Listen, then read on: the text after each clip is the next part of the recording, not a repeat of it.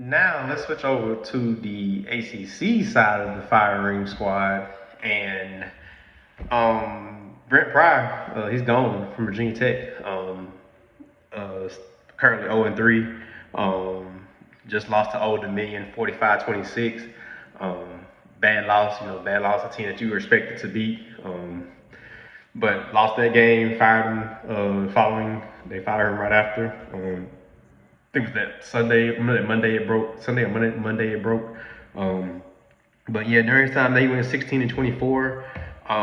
He was replacing Justin Fuente, who had not been doing good since his time there. He was there from 2016 to 2021. He won Coach of the Year in 2016, his very first year, but was never able to just get them where they wanted to be. Saw some regression, and now he's actually works with the college football executive director, Rich Clark. I think his job, he just really gives insight, head coaching insight. Not sure the details of it from what I've read, but he does work with the executive director of the college football playoffs. But Brent Pryor hired in 2021 the former Penn State defensive coordinator, co-defensive coordinator, I should say, Tim Banks.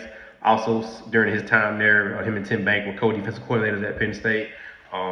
They had a good squad during their time there. They pretty good Penn State defense during their time there.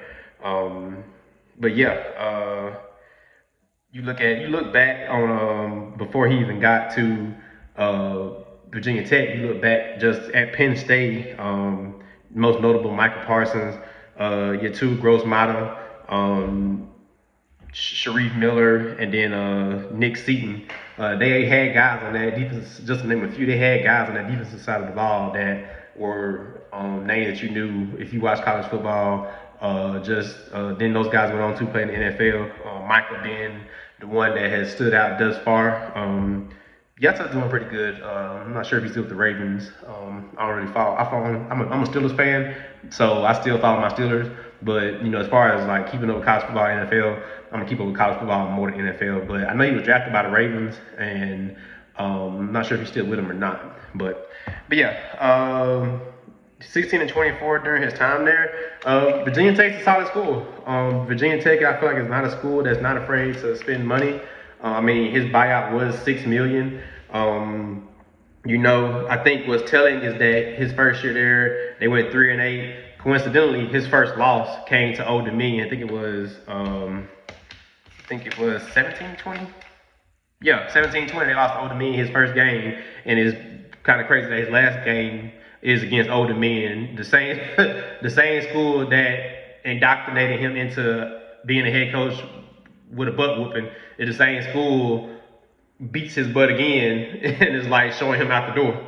That's kind of funny in a not bad way because you hate to see somebody lose their job, but it's just crazy how that works out. First year you played and they beat you, then your final game is against that same team that beat you in your first game. Like the odds of that. But first year 3-8, 1-6 in conference play. Second year he finished his first winning season. He went 7-6, 5-3 in conference play. First winning season since 2019. So a couple years in between then. And so, then they go on to play Tulane. I'm pretty sure they destroyed Tulane in their bowl game. And so things are looking up, things are looking up, but, you can't recapture that. You come back, his third year is 6-7, 4-4. And from what I found, I don't know how true this is. I looked around a couple times just to double check it. But apparently he was 1-12 in his 3 season and 1-score games. I'm not sure how many of those games were in his third year when they went 6-7, 4-4 in conference. But you think about it, you go 1-12 in 1-score games. That's tough, man. That's tough. From what I saw, a lot of people blame his clock management. He had poor clock management. He just didn't seem like, as a head coach, you have to learn to be, you go from a coordinator, you go from being a coordinator, just focus on play call. You do a little outside work as well, but your main focus is getting plays together for Sunday, for Saturday, getting guys in the right position.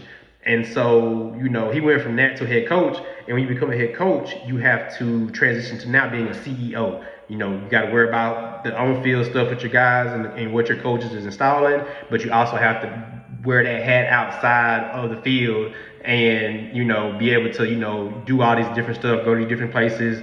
You got to be able to handle all that. And so some guys can do it, some guys can't. You've seen that multiple times. You see it in the NFL, you see it down here. Some guys are just specifically offensive coordinators. Some guys are just specifically, they can make that transition from coordinator to head coach. Some guys can do that. Does this mean he's a bad coach? No. Like I said, he was at Penn State. They one of the best defenses during his time. He's shown that he's shown that he's a coordinator. He's shown that if you just give him one specific task and say, hey, you got to control this side of the ball, he's gonna get it done. I feel like he's gonna get a job soon. Probably not now because the season's still going, but when the coaching carousel begins, late November, December, he's gonna have a job by next year, I'm sure. Because there are going to be some defensive coordinators that take head coaching jobs, like in the UCLA video, a couple of those candidates are defensive-minded head coaches. So it's going to be interesting to see where he lands next year. I'm pretty sure he's going to have a job as a defensive coordinator somewhere at some school. But the buyout was $6 million. They showed, hey, here, take it. They were ready to move on. Who are some head coaching candidates?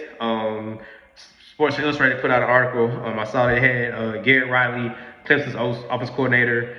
Probably, I feel like, depending on how Clemson's season goes, how well does Cade Klubnik and that offense progress? Because they've been looking good lately. How far they progress is gonna really dictate his level of who wants him.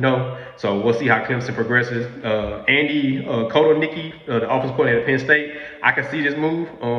If Penn State makes another deep run, but they lose, say in the playoffs, like early in the playoffs, or if they still look good, if the offense was good, Drew Allen was good, I can see him jumping ship and taking the job, following, being the next guy that they put for Penn State. I don't know if they want to go right back to Penn State because you just got a Penn State guy. I don't know if you want to go right back to that tree again, Tim Banks, like I said, he was co-defensive coordinator over there.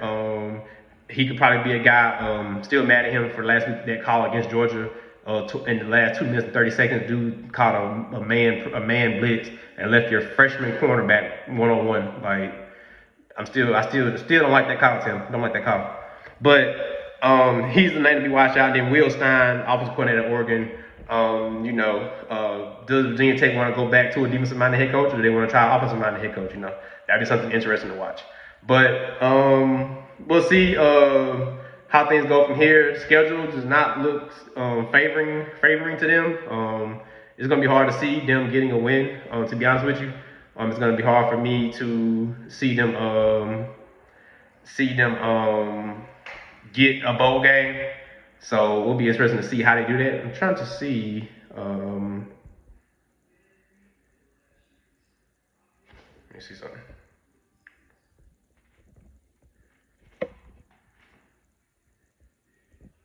Phil Montgomery.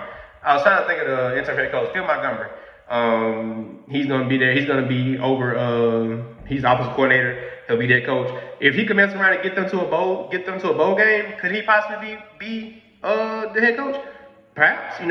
Some schools love saving money and just, hey, this guy all of a sudden he turns us around and makes us bowl team. Because you look at the schedule. Still got Virginia, Miami, Louisville.